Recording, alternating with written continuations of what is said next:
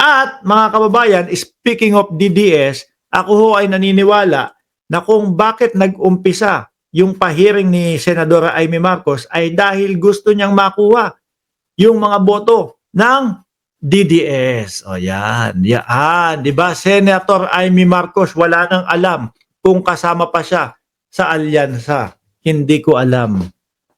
Pero mo, yung ano na lang ho niya mga kababayan yung hearing na lang ho ni Senadora Amy Marcos, wala nang kwenta yon, no? Wala nang maitutulong. Sabi nga ho nila Panelo, mga bossing, wala na yan. Papansin na lang yan, no? Gusto na lang mapaniwala ang mga DDS niyang mga yan. Kaya nagpapahiring na ganyan. Hindi na maibabalik ang dating Pangulong Duterte hanggang matapos yung hearing. Ngayon, sabi ni Senadora Amy Marcos, no, hindi ko alam kung kasali pa ako o kung kasama pa ako sa ano 'yun? Sa alyansa, no? Basahin natin 'to. Nilinaw ni re-electionist Senadora Amy Marcos na wala umano siyang ideya kung kabilang pa siya sa senatorial bet ng alyansa o bets ng alyansa ng Bagong Pilipinas. Kung nakikita natin at mapapansin natin ang ating senadora na si Amy Marcos, mga bossing, walang habas siya na talagang kumukontra doon sa mga ginagawa po ng gobyerno. Lagi siyang may mga tanong, although hindi naman po masama na magtanong, mga bossing, kaya lang yung kanya halatang papansin na lang po at halatang gusto lang po na makuha yung atensyon ng mga DDS, mga bossing. Ngayon, yung huling campaign rally, nandoon po ang Pangulong Bongbong Marcos at naisigaw niya nga po, di ba? Dito, sa mga nangangampanya, nakasama ko, 10. Una, 10 pa. Tapos ginawa, sabi ko, hindi na din isisigaw yung Camille Villar. Dahil dalawa sila, di ba? Dalawa silang dismayado. Si Senator Amy Marcos at si Camille Villar. Dalawa silang dismayado sa pagkakaaresto sa dating Pangulong Duterte. Sabi ng Pangulo, dito, sa mga kasama kong kandidato, 10. Nung pagkakasabi 10, dumiretso agad. 11. At sinabi yung mga pangalan. At hindi na nga po kasama doon yung pangalan ni Senador Amy Marcos. Mga bossing, palagay ko yun na yun. Hindi na kasama yan. Ano po? Let's say, sabihin na natin, okay, sige, kasama pa din. Nakalimutan lang ng Pangulo.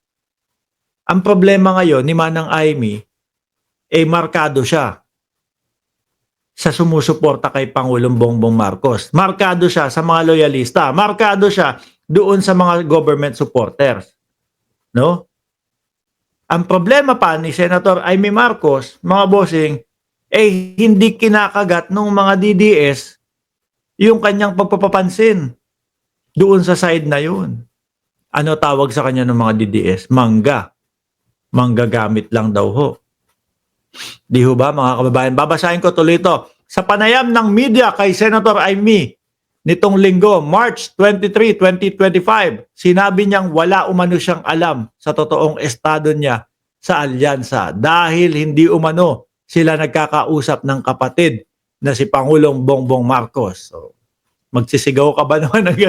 Magpatawag ka ng mga ganyang mga hearing na wala nang magagawa at alam naman natin, lahat po dumaan sa tamang proseso at gusto nilang pagmukain na illegal yung ginawa ni General Torre at nagmamadali yung pag-aresto kay dating Pangulong Duterte. Biruin nyo mga bossing, 12 oras tumagal yung pag-aresto lang ho kay dating Pangulong Duterte.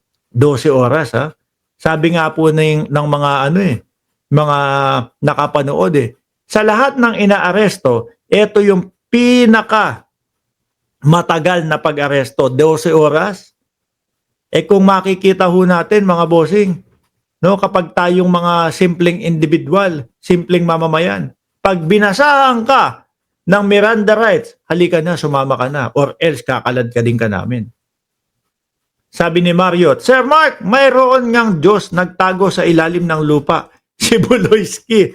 Ngayon hindi na sa ilalim ng lupa. nandoon na sa ano, nandoon na sa oblo. Nasa oblo na si Buloyski. Tuloy ko, hindi ko alam. Hindi ko alam. Hindi ko pa tinatanong. Hindi naman kami nag-uusap. Ang totoo, okay lang kung hindi. Kahit naman po kasama pa kayo Kagaya ho nung sinasabi ko, mga bossing, before, merong mga 12-0 na nagsasabi. 12-0 kami, no? Iboboto namin yan lahat. Kasi tiwala kami kay Pangulong Bongbong Marcos. Pero ho, simula nung nakita o napanood yung pa-hearing ni Senadora Amy Marcos para makuha ang atensyon ng mga DDS. Sabi nung iba, hindi na kami 12-0, Mark. 11 na lang. 11, no? So ngayon, kailangan 12 yung iboto Yung iba sabi, oo, tama ka, Mark. Imbis na Amy Marcos yung pang 12, Heidi Mendoza yung pang 12. Sabi, mga kababayan. Ganyan na ngayon, no? Tapos, kahapon naman, meron naman tayong ipinakita na ikinakampanya ni Binoy. Si Tol, si Senator Tolentino. Sabi ko kasi doon, mga kababayan, ayoko kay Tolentino. Kasi, pagka nanalo na yan, natapos na yung eleksyon, napakinabangan na yung boto natin, malamang sa alamang, babalik din po yan sa pagka-DDS. Babalik din po yan, no, sa PDP. Kaya sabi ko, ako talaga hindi ako boboto, no, ng 12-0. Siguro ang boboto ko lang dyan sa alyansa, 3 hanggang 5. The rest is sila Heidi Mendoza, Mark Gamboa, at kung sino-sino pa po na alam ko, sa tingin ko, maganda ang idudulot sa ating bayan. Mga bossing. Di ba? Hindi na alam ni Senator Amy Marcos, ano? Kasi sa totoo lang, nakatutok naman ako doon sa kaso at yung hearing at kung anong magiging findings namin. Nakatutok ako doon dahil nakataya yung soberanya. Bakit may soberanya pinag-uusapan? No? Hindi naman po isinuko ang ating soberanya. Tigilan na po natin yung mga ganyang naratibo. Wala pong soberanyang isinuko. Meron po ang dating Pangulong Duterte na matagal na pong nakabinbin yung kaso na yun. Na sila Senator Trillanes at si Gary Alejano ang nagkaso noon. From 2011 to 2019, yun lang yung At biruin nyo kung paano tayo nire-respeto, mga kababayan, ng ICC. Paano nilang sinasabing sinakop ang ating soberanya? Kung ang iniimbestigahan lang po at kung ang pagtutuunan ng pansin ng ICC is from 2011 hanggang 2019. Noong tayo pa ay kasama ng ICC. Di ba, Janelle Van der Heerst? Ganun nire-respeto ng ICC. Kaya yung sinasabi nilang nakatutok ako doon dahil nakataya yung soberanya ng ating bansa. Wala pong ganyan. Isang individual lang po ang isinuko, mga kababayan. Ang dating Pangulong Duterte nga, di ba? Yung kay Mary Jane Veloso, nakapwa natin Pilipino, okay lang sa kanya na mabitay.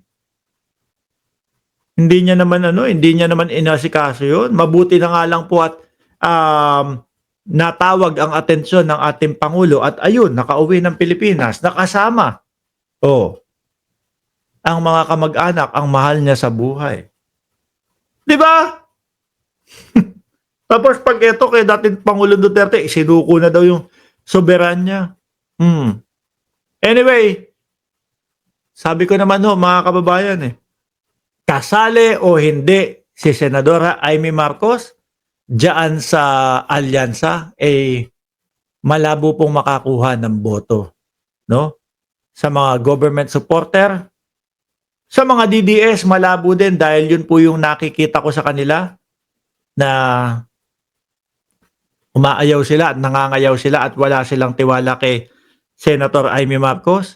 Lalo na ho sa mga kakamping, mga bossing, dahil ang mga kakamping ho, mga boss, kung sino po yung gumagawa ng maayos at tama, yun po yung sinusuportahan nila. Kahit po dati, naging kalaban, naging kabardagulan, no?